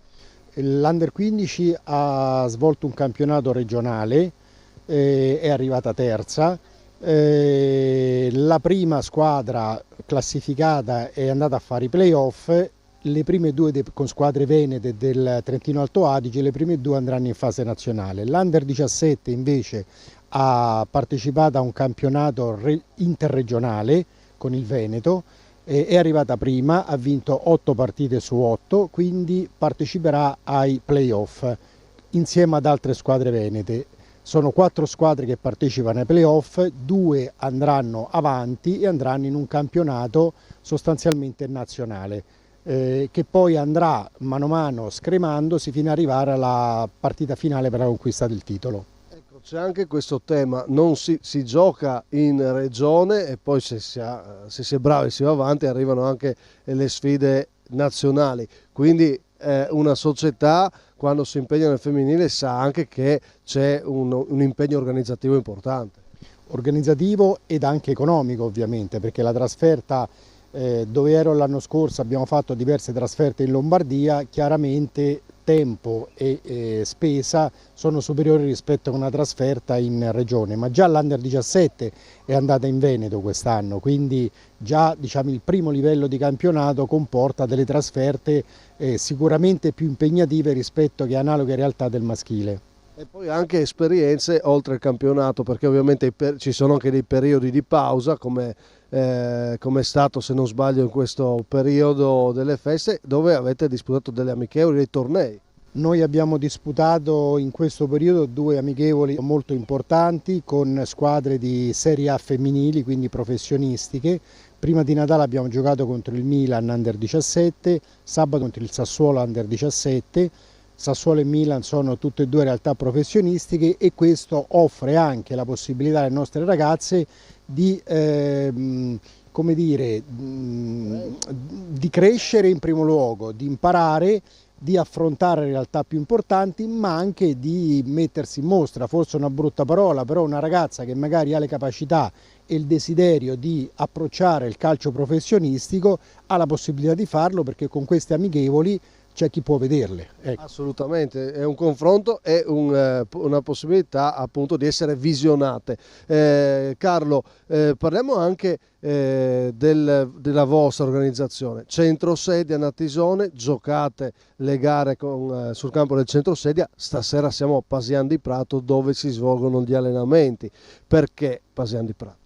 Pasian di Prato è stata scelta per una ragione eminentemente logistica. Siccome la maggior parte delle ragazze sono di Udine o della provincia di Udine, diciamo, abbiamo pensato che potesse essere più adatto, meno impegnativo, un campo d'allenamento più vicino, perché ovviamente noi cerchiamo nel limite del possibile di tener conto anche delle esigenze delle ragazze. Non pensiamo solo a una società che impone il suo diktat e poi le ragazze debbono fare quello che la società dice. Tavagnacco a parte, Centrosedia può diventare un riferimento della provincia di Udine? Il nostro obiettivo è quello di creare una realtà molto importante dal punto di vista qualitativo. Cioè noi vogliamo puntare a squadre che siano competitive, ma non in un'ottica semplicemente di vittoria, ma di crescita reale delle ragazze. Se la squadra è competitiva le ragazze crescono, se la squadra non è competitiva le ragazze o abbandonano o si adagiano su una comfort zone dalla quale non escono più. Quindi il nostro intento, e già quest'anno per gran parte vi siamo riusciti, è quello di essere un vero punto di riferimento non solo per la provincia ma per l'intera regione, perché soprattutto qualora riuscissimo ad andare nella fase nazionale saremmo l'unica squadra della regione a giocarci le possibilità di andare avanti verso, diciamo, i traguardi più importanti. Ragazze che arrivano da diversi paesi, avete davvero un obiettivo, un ampio raggio di visione? Ma noi abbiamo una ragazza che viene da Trieste, un folto numero di ragazze che vengono dall'Isontino, 3 ragazze che vengono dalla Carnia, quindi siamo già per un certo verso cosmopoliti, se così si può dire, ma in quest'ottica, proprio rifacendomi a quello che dicevo prima, tenendo conto anche delle esigenze delle ragazze, noi cerchiamo, e lo facciamo, di organizzare anche i trasporti delle ragazze in maniera da creare il minor disagio possibile. Non possiamo arrivare a tutto, però non abbandoniamo le ragazze a se stesse, nel senso, se vuoi venire quello è il campo e te la sbrighi tu, se qualche ragazza ha dei problemi noi cerchiamo di venirli incontro e nella maggior parte dei casi ci riusciamo. Questo fa capire anche quanto bisogno c'era di una squadra di calcio femminile se arrivano da tutte queste zone, no? Ma diciamo, più che bisogno, è un progetto che è stato esposto durante gli Open Day che evidentemente è piaciuto e che stiamo cercando di mantenere anche con le promesse che abbiamo fatto, con l'impegno che abbiamo fatto. Certo, per noi è gravoso come impegno, come attività, però lo facciamo molto volentieri perché abbiamo piacere che le ragazze crescano, si divertano, divengano competitive e magari un domani divengano pure delle calciatrici. Quindi primo bilancio di questi mesi positivo? Ma sicuramente positivo, ripeto, i risultati sono stati ottimi, le ragazze sono soddisfatte, chiaramente c'è sempre qualcuno che non può essere soddisfatto al 100% perché nel numero non tutti sono, come dire, possono essere contenti, però sia dal punto di vista dei risultati, sia dal punto di vista della risposta da parte delle ragazze, dei mister, dei dirigenti, posso dire che c'è soddisfazione a lavorare così, ecco. Assolutamente, io chiudo chiedendoti insomma il calcio femminile in Friuli Venezia Giulia, perché ha riscontrato tutte queste difficoltà secondo te e come vedi il futuro? Le difficoltà dipendono da tanti fattori, forse il fattore principale è quello economico, perché comunque è un impegno di spesa notevole, viste anche le distanze, i trasporti e così via dicendo. Il futuro è una pagina bianca, è tutto da scrivere, in parte dipende da noi, in parte dipende anche dalla federazione. Quanto riusciremo, e parlo al plurale intendendo tutti coloro che sono all'interno del mondo calcio femminile ad attrarre le ragazzine più piccole soprattutto, perché che una ragazzina mi arriva a 14-15 anni e dice voglio giocare a pallone, ormai è un po' tardi, puoi divertirti ma calciatrice non diventerà mai, ad attrarre le bambine delle scuole elementari verso il mondo del calcio, che è molto bello ma continua a essere un po' pregiudicato da una concezione di maschilità. Il calcio è maschile e quindi io la bambina di 6-7 anni non ce la mando. Un retaggio che va ancora superato. Un retaggio che va avanti, che nasce dai primi del Novecento, quando Dallara diceva il calcio non è sport per signorine, continua in gran parte a essere presente, però questo fa sì che poi le ragazzine si avvicinano al calcio a 10-11 anni e può essere un po' tardi per uno sviluppo qualitativo, cioè si cresce ma non si cresce quanto si sarebbe cresciute se al calcio si fosse arrivati a 6, 7, 8 anni. Conosciamo anche lo staff. Federico Fiappo, mi racconti il tuo ruolo e che significato ha per te l'impegno nel calcio femminile? Ma allora, l'impegno nel calcio femminile è nato tramite Carlo e tramite il mister Iari, che mi hanno dato questa possibilità. Con il mister Iari abbiamo studiato dei protocolli che avevamo già attuato in passato, diciamo così, sono risultati positivi e abbiamo riscontrato che con questi protocolli abbiamo ridotto gli infortuni parecchio. Quindi ho riscontrato in questi anni lavorando nel calcio una precarietà da parte di tante categorie che non adottano dei protocolli corretti, secondo me. Vogliamo tutelare le ragazze dandogli delle opportunità in più, quindi meno infortuni, squadra sempre più attiva. Mi racconti un po' anche invece l'esperienza di Milano, cos'è stato per che significato ha avuto per queste ragazze, insomma, e che gruppo si sta creando? È un gruppo unito, l'esperienza di Milano secondo me è stata molto positiva perché diciamo che ha messo a confronto con altre realtà professionistiche una realtà che è appena nata, quindi abbiamo dimostrato che possiamo lavorare molto ancora e quindi poter crescere. Mister Iari e Tullio, ci racconti il tuo percorso, insomma, e cosa ha significato per te accettare questa avventura con il centro sede Natisone? Allora, intanto buonasera. Sì, allora dopo 30 anni di maschile, soprattutto diciamo con i ragazzi, perché ho fatto un po' tutte le categorie, ma l'attenzione era stata sempre mirata sugli allievi, sui vecchi allievi under 17 o sui giovanissimi, insomma. Quest'anno ho deciso insomma di prendere a braccetto questo progetto, mi ha sempre attirato il calcio femminile, secondo me è un margine enorme, non è valorizzato nella maniera corretta. E a parer mio ci vogliono persone che abbiano voglia di impegnarsi, voglia di mettersi in gioco. Io mi sento parte di questa categoria, mi piacciono le sfide, per cui è stata una volontà, non una scelta. Insomma, diciamo che non avevo altre opzioni, ma non ci ho mai pensato, è stata proprio la volontà di fare il femminile. Come hai trovato queste ragazze, come sono cresciute e su cosa si lavora soprattutto? Allora, calcio maschile e calcio femminile sono diversi sotto certi aspetti, questo è chiaro, perché fisiologicamente sono diversi.